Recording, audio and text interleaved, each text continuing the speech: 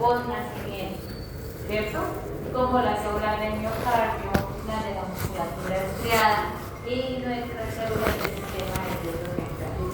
Tenemos algunas condiciones particulares del riñón, sin embargo, pues tenemos que existen algunas células precursoras de células epiteliales tubulares, indicando que parcialmente el riñón puede entrar en un proceso de epitelización. Epitelización es que genera nuevas células, ¿cierto? Se maduran y funcionalmente entran en un proceso normal de funcionalidad. Entonces digamos que el riñón está como en el intermedio. Las células glomerulares no se pueden reemplazar, algunas células epiteliales tubulares sí, pero algunas veces estamos viendo que sobrepasa la función, el agente, el estímulo nocivo sobrepasa la capacidad de epitelización del epitelio tubular renal y viene la descorona renal irreversible. Entonces son células permanentes, aquellas que no entran en mitosis. Para el ejemplo, entonces tenemos células que hacen una importante actividad mitótica, como las células de la epidermis, ¿cierto? La epidermis, esto que tenemos de aquí hasta acá, es la epidermis. Si rápidamente vamos y buscamos en Google, en el señor Google, y buscan corte de la epidermis, miren la diferencia que tenemos de una epidermis histológicamente observada y de esta epidermis que tenemos acá. ¿Qué diferencias tenemos entre el corte histológico de la epidermis y esta que estamos observando en la imagen? Ya sabemos que la epidermis es gracias por participar activamente. Ya sabemos que la epidermis tiene una estratificación, ¿cierto? Un estrato basal, un estrato espinoso, un estrato que es el granuloso y un estrato escamoso, pero esas capas no difieren más o menos en la estratificación en un estrato que llega hasta 5 más o menos capas celulares. Pero si uno mira, si estamos teniendo un referente de 5 capas celulares, miren la longitud, ¿cierto? Que tenemos desde el estrato escamoso hasta el estrato de lámina basal, de células basales, hasta el estrato basal. Pues miren la cantidad de células que transitan desde la lámina basal hasta el estrato córneo. Entonces, ¿qué cantidad de células tenemos acá? O miren esta de acá, ¿cierto? Y lo mismo hablábamos del papiloma. El papiloma que nosotros trabajamos en la lámina, no me acuerdo, N algo, veíamos entonces cómo se estratificaban una gran cantidad de queratinocitos y adicional, ese ejemplo de hiperplasia tiene queratinización. Acá tenemos un evento adaptativo que está diciendo, vea, yo estoy expuesta, esta epidermis está expuesta a un estímulo nocivo que puede estar asociado a dermatófilos, ¿cierto? O puede estar estimulada esa adaptación por dermatofilos.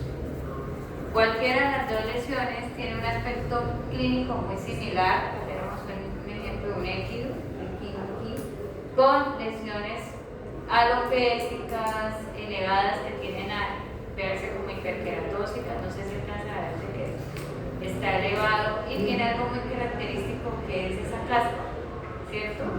Ese aspecto erosionado del estrato córneo que tenemos aquí, todo esto que se ve aquí, detritos celulares más queratina, y es una lesión que tiende a elevarse. ¿Por qué? Porque tenemos una adaptación. Entonces, si yo no trato a este paciente, los dermatofitos, o en este caso los dermatófilos, pues van a generar, sean bacterias o sean etiologías micóticas, me van a generar una adaptación. Si no trato, lo mismo pasa con los procesos de dermatitis por ácaros.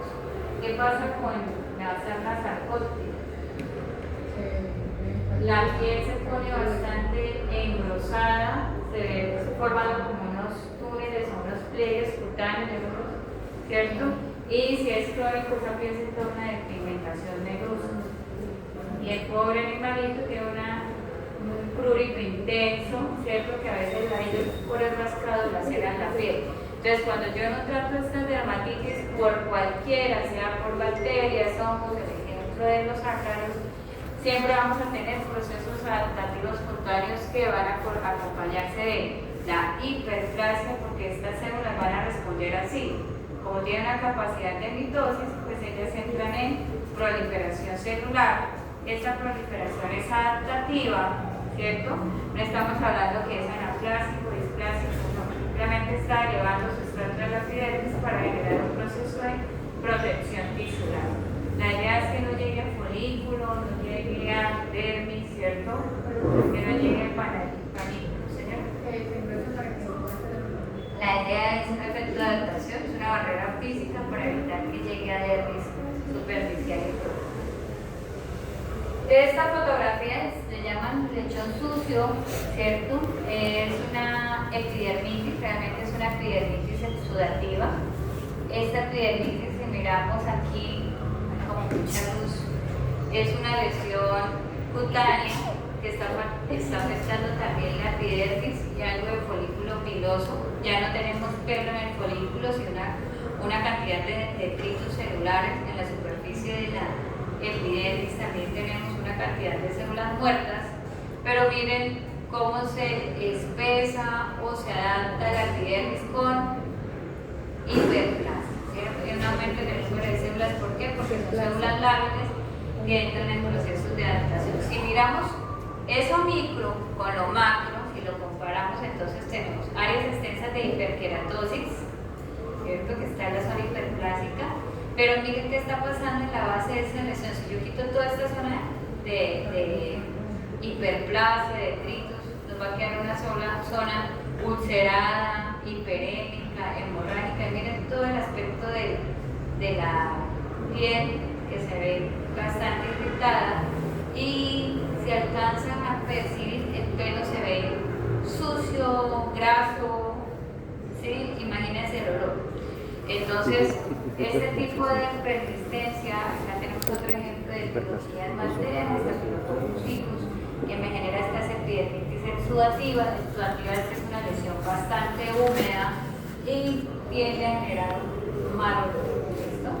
Entonces, como la epidermis, por el agente infeccioso, se adapta generando la hiperplasia. Un ejemplo de células lábiles expuestas a etiologías, tenemos 3 de carácter infeccioso, que estimulan una célula en procesos de adaptación. Acá tenemos una nefritis crónica. Entonces yo les decía, vea, galleta rondalla, ¿cierto? Hay atrofia de la corteza renal, en varias de distribución multifocal. Y aquí es donde decíamos, bueno, acá tenemos unas células de carácter quiescente. Nosotros hablábamos aquí inicialmente de células estables, estas estables o quiescentes, son las mismas. Y dice, vea, solamente entran a procesos de mitosis bajo estímulos nocivos. Entonces miremos este hígado es de un carnívoro salvaje, de un cusumo. Entonces estaban sospechando de morbillivirus de moquillo canino. Sin embargo, pues cuando empezamos a observar las lesiones, teníamos áreas de blanquecinas a grisáceas, focales extensivas con necrosis ya focales que coalescen, y cambios de coloración amarillenta, distribución multifocal, que asociamos también con lesiones de tipo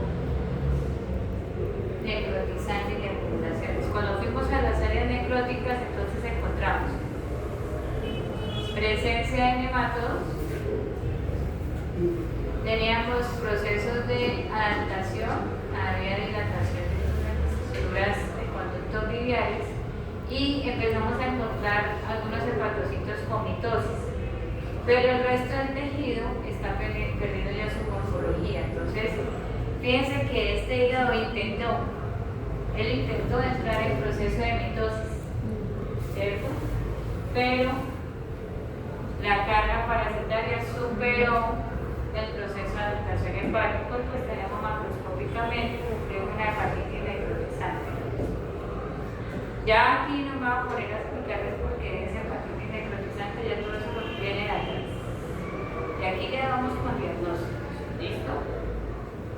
Entonces fíjense que en este caso, estas células, los hepatocitos en este ejemplo particular, entran en proceso de mitosis, pero lo que les decía, generalmente el agente infeccioso sobrepasa la capacidad de recambio celular y sobreviene la lesión tissular.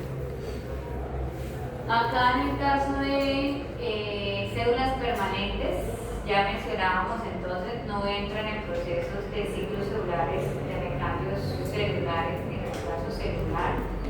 Particularmente tenemos el miocardio. Ustedes tienen también en su laboratorio un ejemplo de un sarcocistis, y veíamos cómo el sarcocistis forma su estructura quística entre la miofibrilla y me va a generar lesiones. Acá sí me estimula un proceso inflamatorio, disrupción de la miofibrilla y alinización de las miofibrillas. Entonces, para este caso en particular, los procesos de adaptaciones no se generaron, ¿no? Porque es una célula de carácter permanente. En el caso que se dé la adaptación, por ejemplo, si no hubiese sido un proceso tan agudo como este, ¿qué pasa? Y lo vamos a, bueno, acá tenemos dos tipos de adaptaciones como muy rápidas, porque el proceso no lo permitió. Entonces, si nosotros miramos, tenemos unas miofibrillas un poco más delgadas, no sé si las notan acá, que me están indicando que las miofibrillas están sufriendo un proceso de atrofia. Y tenemos otras, aprender y apagar les ayuda a quitarte mejor la información. Acá tenemos unas miofibrillas que se ven un poco más engrosadas. Yo no sé si alcancen a distinguir la diferencia de este tamaño, donde me están diciendo, vea, a pesar de que hay ruptura y alinización de las miofibrillas y atrofia de algunas, hubo un proceso de adaptación con hipertrofia. Entonces, en vez de se ha presentado la maldición de los biogenes como este curso. Entonces tenemos adaptaciones que llegan a hipertrofia o atrofia.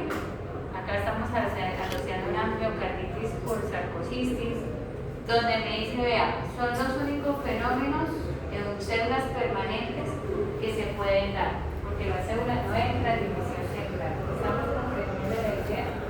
Las células permanentes no entran en procesos de hiperplasia, que quede eso muy claro. ¿Listo? Bueno. Y nos vamos a la parte más divertida de estas adaptaciones, es conocer las adaptaciones que ya las hemos mencionado durante el desarrollo del curso.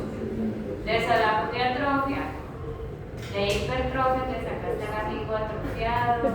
Tenemos generalmente las lesiones en médula, aplastamientos vertebrales, espondilitis, la displasia de cadera. Si ustedes miran y comparan cuando hay parálisis del tren posterior, ¿qué le pasa a los músculos en esos pacientes?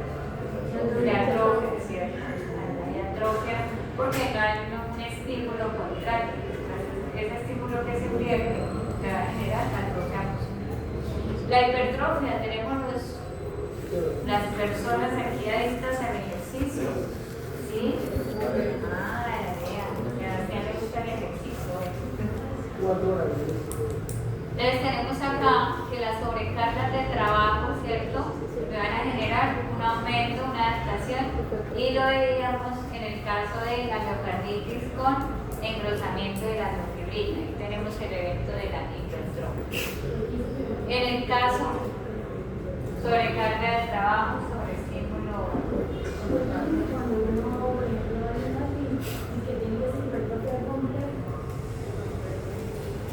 ¿Cómo?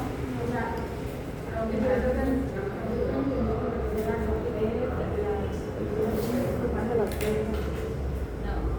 Lo que uno hace es sobreestimular la síntesis de proteína en el sarcoplasma para aumentar el sarcoplasma.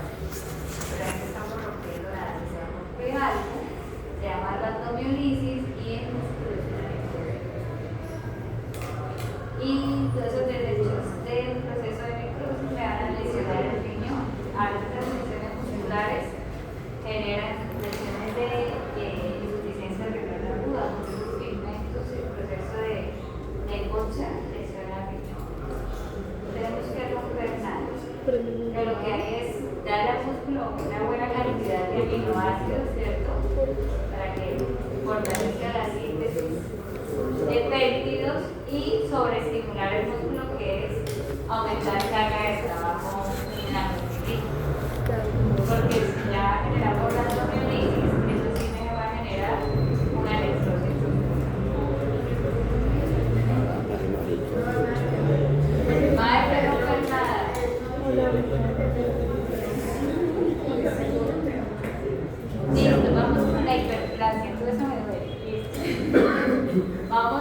acá, sabemos que la adaptación sí me va a generar un aumento en el número de células, ¿cierto? Un aumento en el número. Y sí tenemos las células lábiles que me están diciendo, vea, estas células sí pueden, porque entran en mitosis, incrementar un número celular importante, si así lo requiere. Nosotros tenemos varios ejemplos fisiológicos, por ejemplo, la hiperplasia de la glándula mamaria cuando la vaca entra en proceso de lactancia, que nosotros la necesitamos para la producción, pero hay mantenimiento de los individuos, y así en todas las especies, ¿no? La hembra canina, felina, todas van a entrar en proceso de hiperplasia fisiológica. Tenemos los procesos de metaplasia, y aquí en esto vamos a recordar un poquito el tema de lo que era anaplasia, ¿cierto? Displasia, que lo trabajamos en tumores, y llegamos al tema de metaplasia.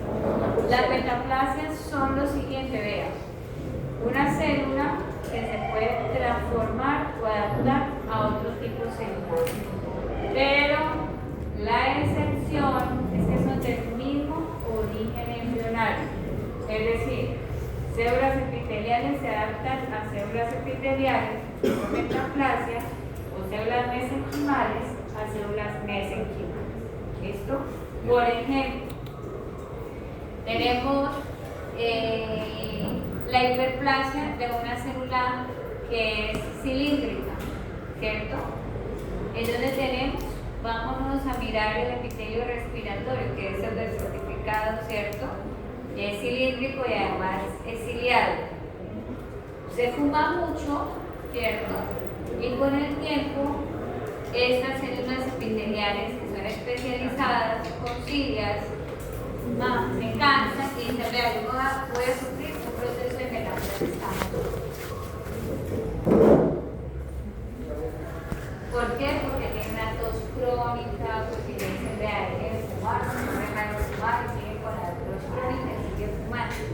Todos los productos de radicales libres que se generan, ¿cierto? Por el consumo del cigarrillo, el tema de fumar, me van a generar un estímulo todo el tiempo de lesión celular, y la célula respiratoria termina adaptando una célula que soporte, ¿cierto?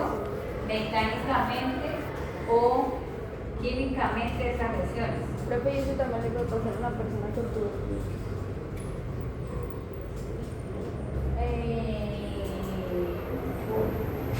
Sí, de pronto en los alvéolos, pero la adaptación es diferente. Entonces vamos a los alvéolos con el tema de tuberculosis. Está la lesión inflamatoria que es crónica, ¿cierto? Entonces estamos en el epitelio alveolar. Generalmente el neumocito tipo 1 es un neumocito que su estructura es una célula plana, es plana, ella tapiza la pared alveolar. Cuando tengo un proceso inflamatorio crónico, esas células terminan haciendo inicialmente hiperplasia, ¿cierto? Pero esa hiperplasia no hace esta maduración a una célula plana. Entonces, ese neumocito que debería ser plano normalmente termina siendo muchas células cúbicas. Entonces pasa de ser, bueno, volteamos la célula aquí, pasa de ser una célula plana a muchas cúbicas. Eso es una metaplasia, ¿cierto? A células cúbicas en el alvéolo. Pasa mucho en etiologías virales, adenovirus, morbillivirus, esos virus que producen esa adaptación en alvéolos. ¿Sí? Virus de parainfluenza, que son neumovirus, esos virus le dicen, vean, necesito, la pasamos a volteemos esta institución.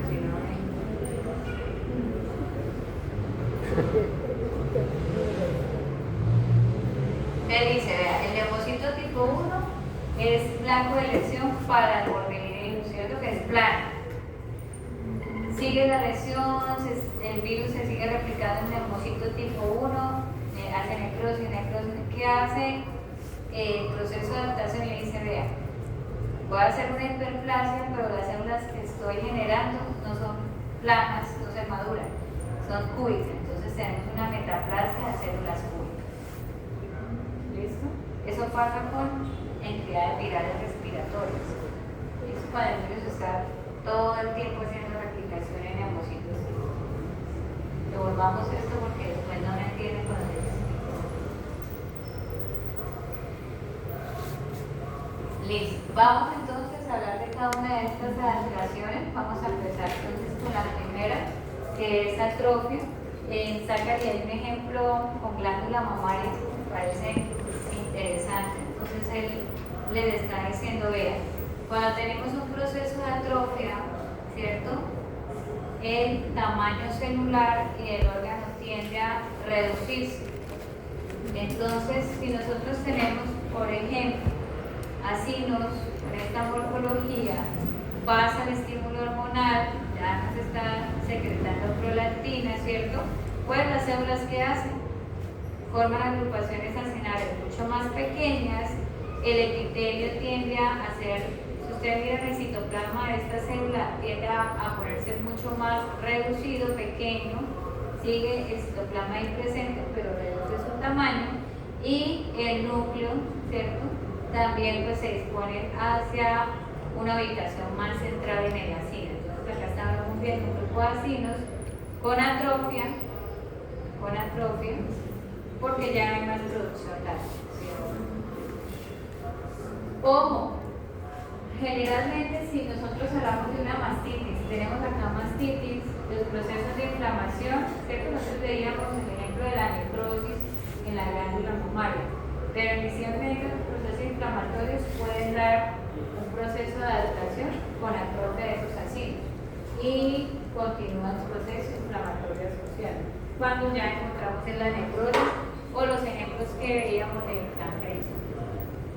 Entonces acá María José estaba preguntando particularmente, entonces si yo no tengo un estímulo, en este caso es el hormonal, si yo no tengo una sobrecarga de trabajo, pues ¿qué hace la célula? Baja su metabolismo, hace menos síntesis proteica en el citoplasma y reduce su tamaño, su tasa metabólica también baja. Es una célula que está ahí latente, ¿cierto? Y se mantiene viable sin ningún tipo de producción, en este caso pues es acá no los producir proteínas, se veía bien, acá no lo tenemos, y el resultado pues es una tasa de funcionalidad basal. Acá dicen que generalmente las células atrofiadas pues reducen el número de organelos. Una célula que tiene una tasa basal va a tener menos gasto energético, por lo tanto el número de mitocondrias, el número de ribosomas, el número de lisosomas va a estar disminuido. Entonces eso tiene que ver con la adaptación que está sufriendo en ese momento la célula. Acá dice, vean, la adaptación de la atrofia puede ser en número o en el tamaño, ¿cierto? Acá yo puedo tener, si yo comparo este asino con este, tengo una reducción cuantitativa. Es una reducción en el número de células. Pero si yo miro los acinos, puedo tener también reducción en número de acinos. Y si miro la morfología, que ya se las expliqué, esta célula tiene un citoplasma mucho más alto, que tiene una adaptación a ser una célula cilíndrica. En la atrofia reduce su tamaño, entonces hablamos de una adaptación de tipo cualitativo, cambió su forma, se redujo en tamaño. Entonces podemos tener dos tipos. Este ejemplo, si lo comparamos acá, es un riñón de rumiante. Entonces miremos el tamaño de este riñón respecto a este. Entonces la morfología, la dimensión, el diámetro que está diciendo, vean, con respecto a esta forma anatómica normal, el tamaño difiere de este riñón, indicando que hay reducción en el tamaño. Automáticamente hablamos de atrofia, ¿cierto? Y ahí me está diciendo, los procesos de atrofia pueden ser reemplazados por tejido fibroso. El reemplazo de las nefronas, en este caso, ¿qué decíamos del riñón? Ojo, hasta cierto punto puede ser una célula quiescente o estable, pero generalmente su capacidad de reemplazo y baja y generalmente va a sufrir un proceso de atrofia tiscular. Generalmente las atrofias pues, se reemplazan por tejido fibroso o por tejido adiposo. Y acá dice, vea, tenemos una ruta de rutina proteosoma que lo que dice, vea, si yo tengo un estímulo, si mi mecanismo de receptores celulares identifican que tengo una proteína mal pegada, que hay normalidad en la expresión de una proteína celular, o si tengan el caso de deficiencias nutricionales o una enfermedad consultiva, como en el caso de la tuberculosis, que además generalmente pierde peso progresivamente. Esta vía lo que hace es que esta proteína va a ser ubicada donde está la célula alterada. Por decirlo así, la marca. Hace una señalización en esa célula y dice, vea, acá necesito que venga y se active este proteosoma y degrade esa célula porque funcionalmente o estructuralmente tiene una alteración y va a perder el proceso de homeostasis celular. Entonces todos estos procesos pueden favorecer las adaptaciones celulares en el caso de atrofia parenquimatosa de los órganos. Generalmente es una vía celular que mantiene corrigiendo células que deben eliminarse de las estructuras orgánicas. Acá tenemos otro ejemplo, particularmente, esperamos con la imagen. Bueno, tenemos un contenido hemorrágico a la luz de la mucosa intestinal. Vamos a mirar qué hay en la luz. Tenemos una importante carga parasitaria. Tenemos desde canino hasta mucho más delgados. Creo que la mucosa y los otros que están ahí son muy grandes. Y hay unos mucho más pequeñitos, no sé si los alcanzan a ver aquí. Estos de aquí. Si los alcanzan a percibir. Sobre todo este que más delgado es la celostoma.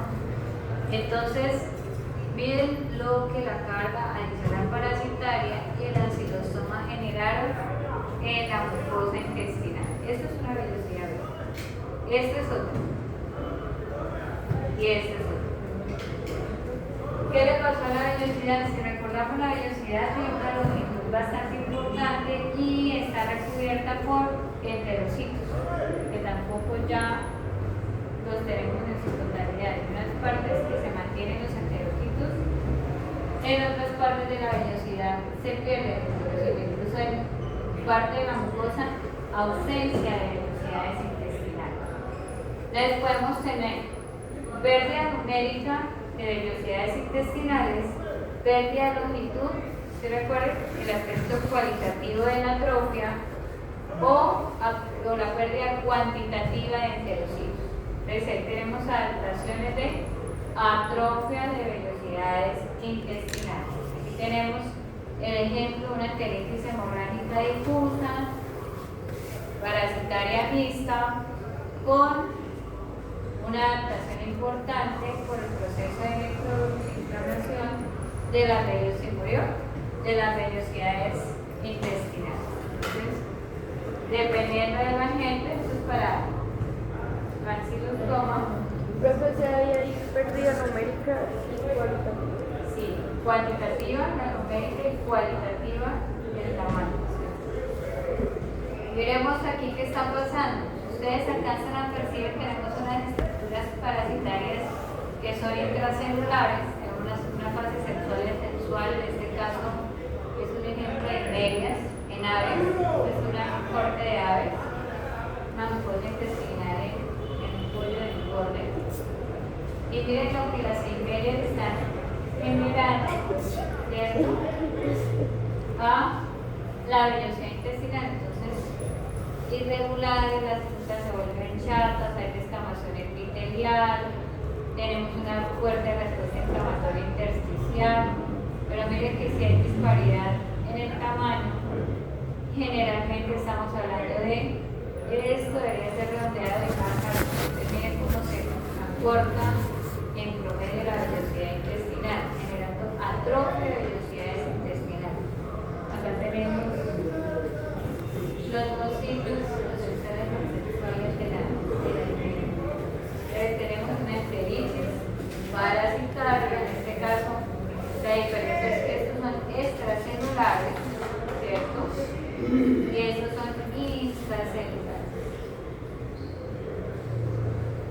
Profe, una pregunta, o sea, las atrofias podrían ser, por decirlo, reversibles o que devuelvan Sí, claro, todas. el caso usual es el paciente. Lo que pasa es que ese amigo se murió porque pues, se complicó con anemia, deshidratación y aquí generalmente hay complicaciones bacterianas celulares. Profe, la atrofia en riñón Hay que reunir Este no es. Irreversible. Debe ser más bien, ya les voy a contestar las diferencias, pero aquí se adapta el contralateral. Ese termina siendo hipertrofia compensatoria. ¿Listo? Contralateral. con el miocardio serían irreversibles. Sí, la malasia se fibrosa, le pasa igual que es, se vuelven áreas de cicatrización. Y la otra pregunta que estaban haciendo, profe, ¿cómo hace el intestino para superar la atrofia? Entonces, esto ya no se pudo ver. Aquí ya no se pudo hacer nada. Eso ya es irreversible, la adaptación, necrosis escritas, la necrosis coagulativa. Pero María José, mira, para tu pregunta, entonces tenemos estas amigas de aquí que son las criptas intestinales, ¿cierto? Si tú miras esta cripta y la comparas con esta, ¿cuál está más celular? Esta, ¿cierto? Donde no hay. Esta amiga estaba intentando generar nuevas células especializadas en enterocitos para recuperar la longitud de la vellosidad y para recuperar estos enterocitos que se están descamando. El proceso, ¿por qué? Sarit, ¿por qué? ¿Qué tipo de células son estas? ¿Qué decíamos del intestino? ¿Qué tipo de células son? ¿Se pueden reemplazar o no se pueden reemplazar? Son células lábiles, ella entra en recambio celular, ¿cierto? Entonces, ¿qué pasa aquí? Depende del agente infeccioso. Vamos a ver, si supera la carga del proceso de lesión en la gente a la capacidad de epitelización de la crista, no hay nada que hacer. Todo depende de la capacidad de epitelización de la crista. Acá pues este pobre pollo no le fue tan bien, ¿cierto? Una lesión que lo llevó a muerte, diarreas, y la carga parasitaria es muy alta. Miren, cuenten qué enterocito o cuenten cuántas semillas están en este campo. Es alta la carga parasitaria. Listo. Esta amiga, esta renitis, señora. ¿La qué?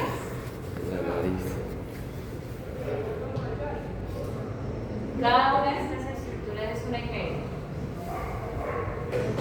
No hay enterocitos. ¿Dónde están los enterocitos? No hay, todo está recubierto por emerios. ¿Quieres eso?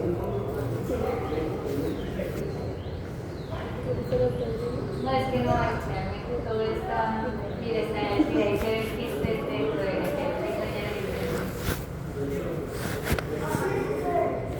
listo.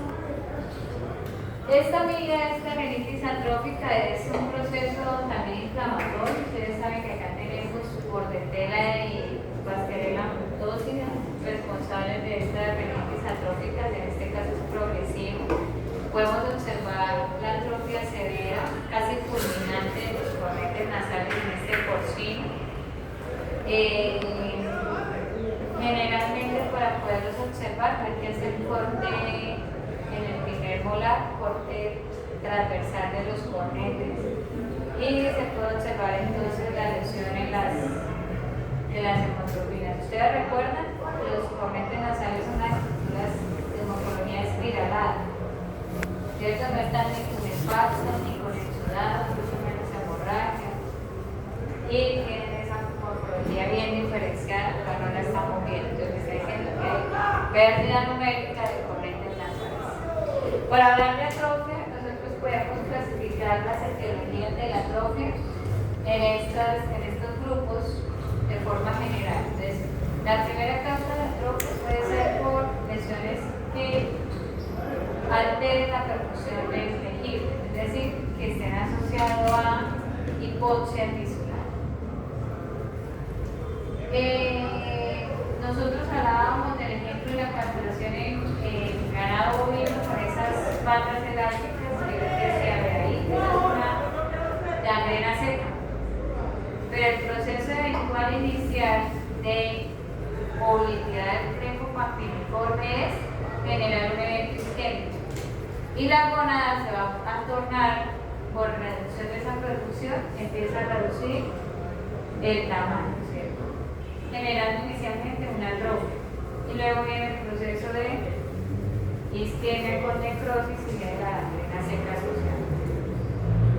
Tenemos eventos nutricionales, puede ser por deprivación, porque pues no tienen un aporte importante de alimentos, o enfermedades consultivas, una diarrea, ¿cierto?, de carácter crónico. Salmonella no puede hacer eso, producir diarreas crónicas. Las endemias pueden producir diarreas crónicas, sobre todo en individuos muy juveniles.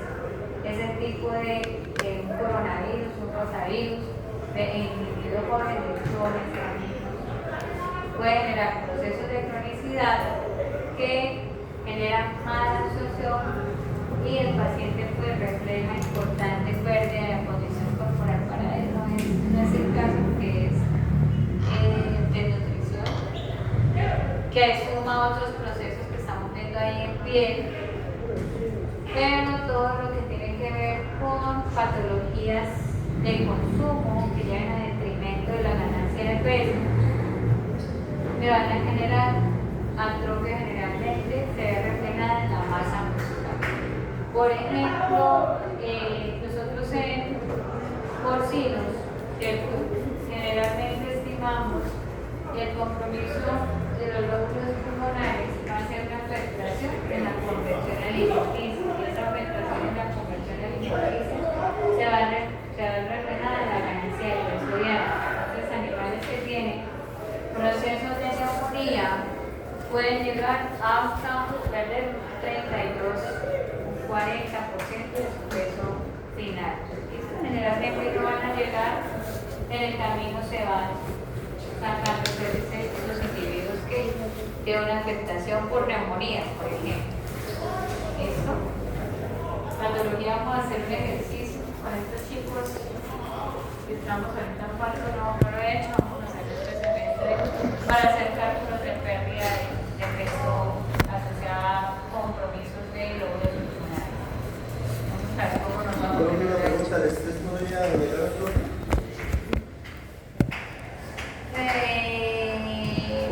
Digamos que si nosotros miramos más en humanos que en animales de compañía, sí, pero eso es una afectación más de tipo emocional, ¿cierto? Porque uno somatiza, y a eso le pasa a muchos animales de compañía. Yo, por ejemplo, mi perro soleado con una cosa y la destruye cuando llegamos a dañar algo. Eso es comportamental. Y ellos también pueden hacer eso, los humanos también tenemos esa conducta. Entonces, los estados de estrés, digamos que hablando de animales de producción, aves, cerdos, las situaciones que no generan confort hacen baja de consumo. Entonces, aumenta la temperatura en los lotes, hablamos de agricultura, la hibridación del consumo de agua. Eso va a generar reducción del consumo y vamos a tener pues menos ganancia de peso. ¿Y en qué se traduce el peso? Atrofia muscular. ¿Sí? En humanos pues las condiciones son diferentes. Cuando hablamos de una tusa baja, las tusas a veces ponen tranquila de las personas. ¿Señores? ¿Así?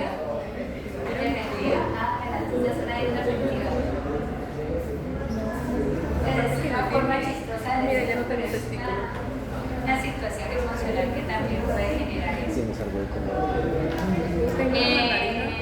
Como hay personas que les pasa lo contrario, ¿no? ¿Si la quiere? Más energética.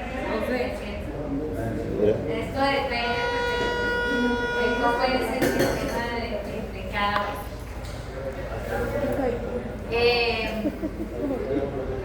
bueno, por desuso generalmente les hablaba acá, las fracturas, procesos de inmovilización, pueden tener algo de efectos en el tema de atrofias. Acá, patologías endocrinas, tenemos dos efectos, o cuando tenemos exceso de estímulos o de privación en el estímulo. Podemos tener atrofias, ya vamos a ver los dos ejemplos, podemos tener atrofias en algunos tejidos.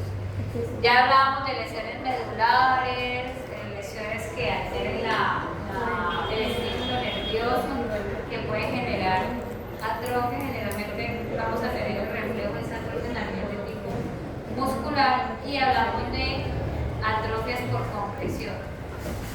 Todo lo que exógenamente, ¿cierto?, me vaya a generar presión sobre un órgano, va a comprometer que esa célula pueda tener perfusión adecuada, oxigenación adecuada y metabolismo adecuado. Entonces acá tenemos un ejemplo de hematocele, que es una hemorragia en que es la bolsa escrotal, de evento traumático, un tumor de mangioma acá escrotal, floreta de Carino se puede dar, y ese sobrecrecimiento de esa masa va a generar compresión mecánica del órgano. Los tumores son ejemplos. Ese tumor crece, en el órgano primario tiene esta célula la estructura donde crece. Es un tumor pulmonar, atrofia, ¿cierto?, los lóbulos pulmonares. Bueno, acá tenemos, esto es una patología congénita, se llama chumbo portosistémico, derivación portocabal. Es una, aquí como dice la descripción, es una comunicación directa del sistema porta hacia la vena cava, se interrumpe el flujo de sangre hacia el hígado, y tenemos la comparación de unos hepatocitos normales.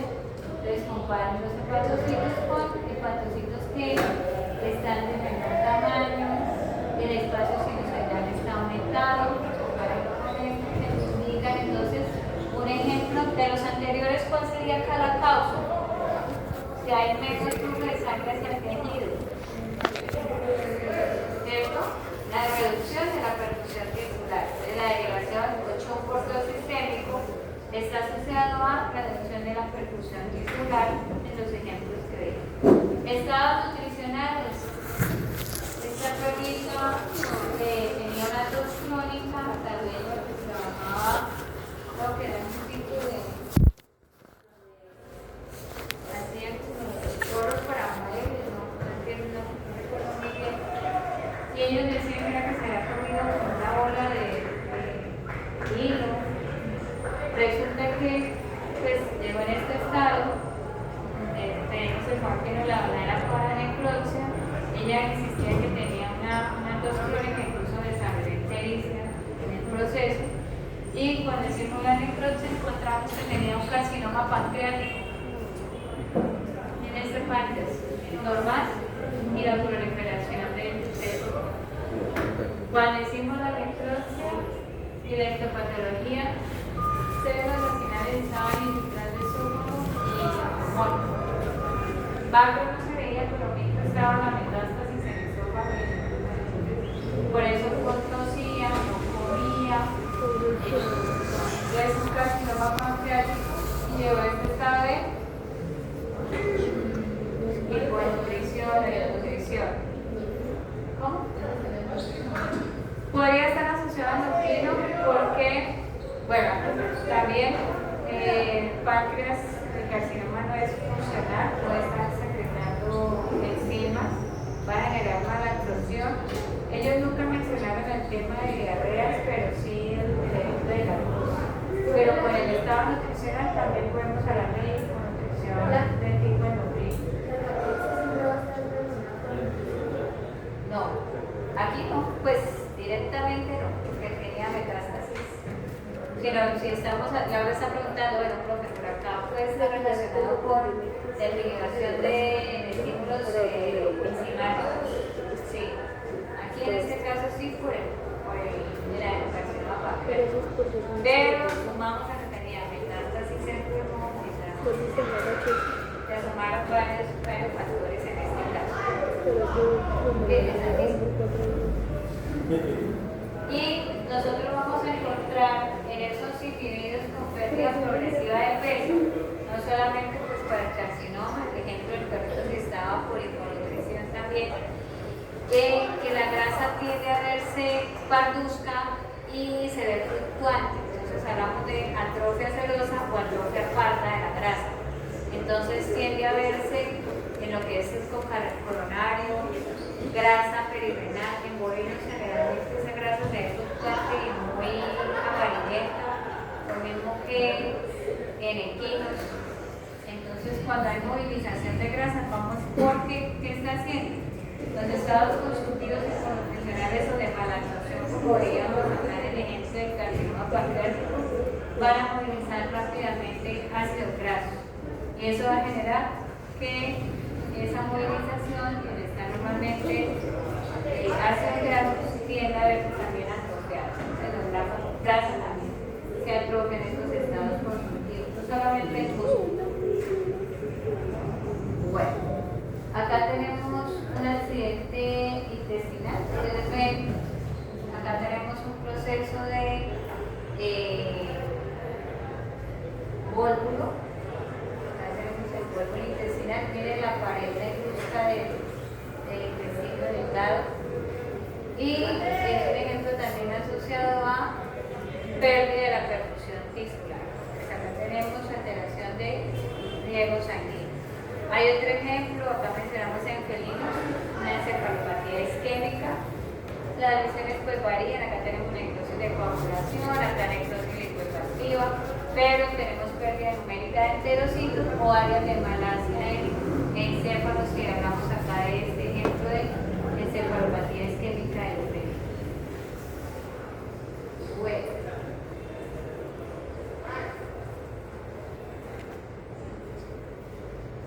Hablábamos de causas hormonales, ¿cierto? Entonces, yo puedo tener una enfermedad inflamatoria en la tiroides.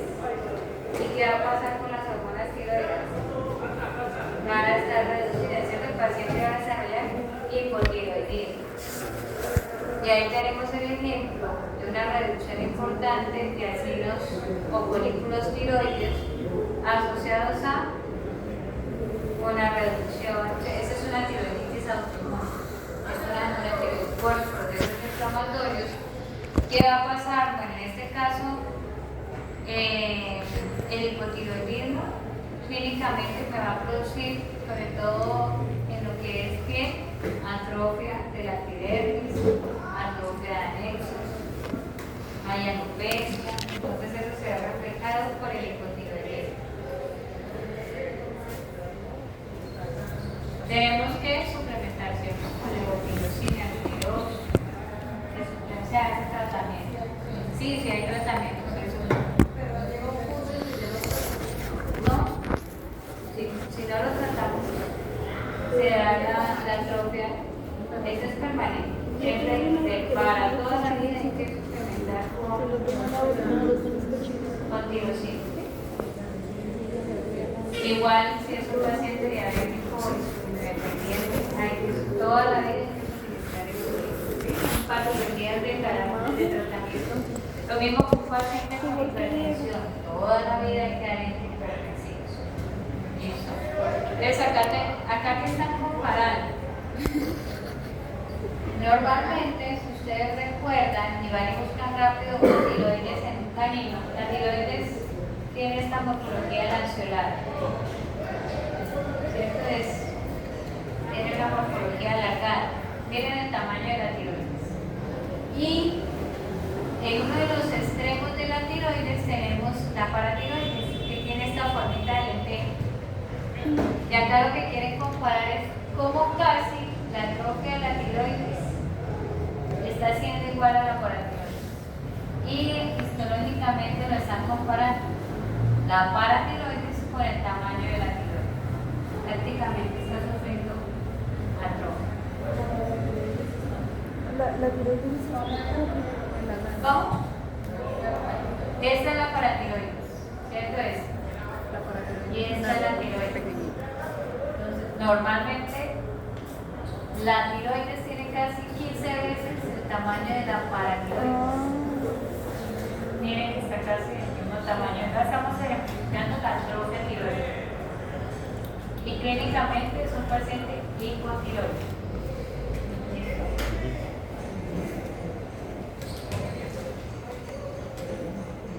Acá me están ejemplificando atrofia testicular, una atrofia renal. Acá lo ejemplifican la etiología asociada a la atrofia testicular a pacientes con déficit de la hipofisiaria. Generalmente pues no solamente va a estar afectadas las hormonas FSH y LH, están todas afectadas con el hipopituitarismo.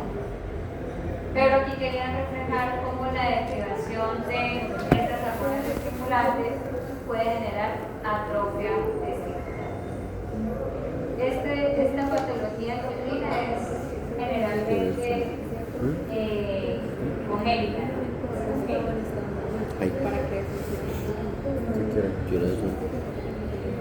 La atrofia renal, preguntaron, acá tenemos el ejemplo de la atrofia renal, entonces miremos el tamaño. Puede estar asociada a obstrucción vascular, puede estar asociada también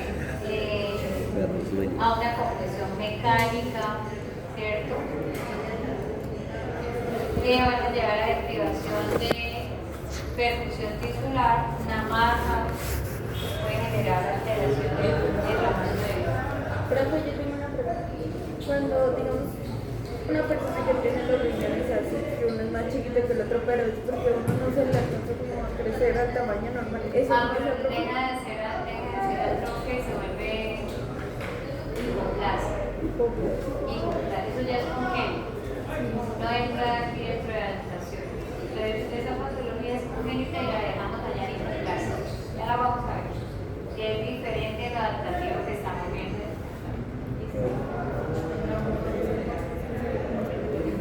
Sobre estímulos hormonales, entonces tenemos un paciente con exceso de cortisol, es que produzca mucho cortisol. Les voy a mostrar un ejemplo de una lesión, perdón, me voy a adelantar un poquito aquí, para asociar esta lesión de la piel. No es muy común, pero nosotros podemos encontrar en algunos pacientes esta lesión. Este es un feocromocitoma, que es un tumor de las adrenales. En este caso tenemos dos cosas. Una hiperplasia de la adrenal que está produciendo muchas catecolaminas. Cortisol en exceso. Pero adicionalmente, este feocromocitoma, ¿qué le hizo al riñón? Lo atrofió por compresión, chiquito. La adrenal es el tamaño de un frigo, más o menos incluso hasta la mitad de un frigo, ¿sí? Entonces miren cómo está la adrenal y cómo está el riñón. Está atrofiado hacia el riñón por compresión. Se recuerda que la compresión de los órganos genera atrofia. Pero yo lo que quiero que miren acá en este feocromocitoma, que así se llama este tumor, me produce una gran cantidad de cortisol endógeno. ¿Listo?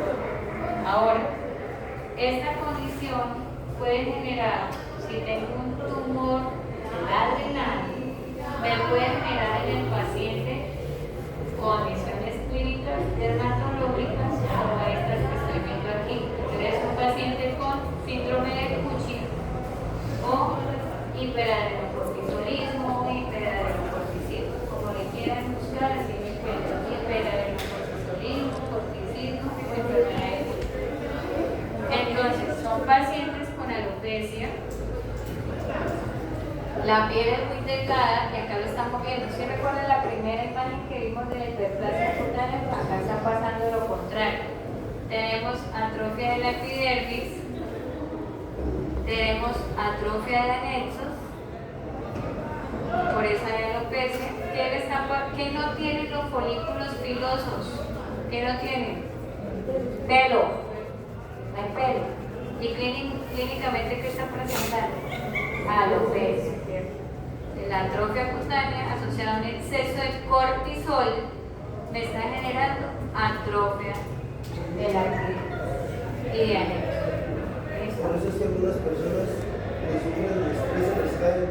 Alopecia areata se llama eso. Hay que mirar qué le está produciendo, ¿cierto? Y eso sí genera en algunos, sobre todo en mujeres, ¿no? El tema psicológico también es importante. Entonces hay que mirar qué está generando la elevación de cortisol. ¿Será que tiene un tumor en la adrenal? ¿Será que tiene un tumor adipocial? ¿Será que tiene hiperplasia de las adrenales y no se lo han identificado? ¿O definitivamente maneja un nivel de estrés tan terrible que hace depresión cutánea? O simplemente tiene elevado el cortisol pero no sabe por qué.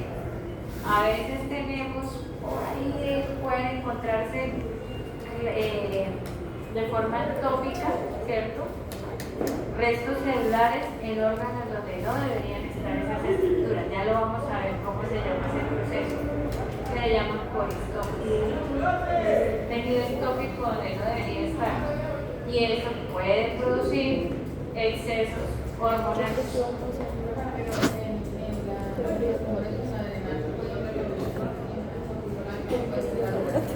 ¿Y el cuerpo?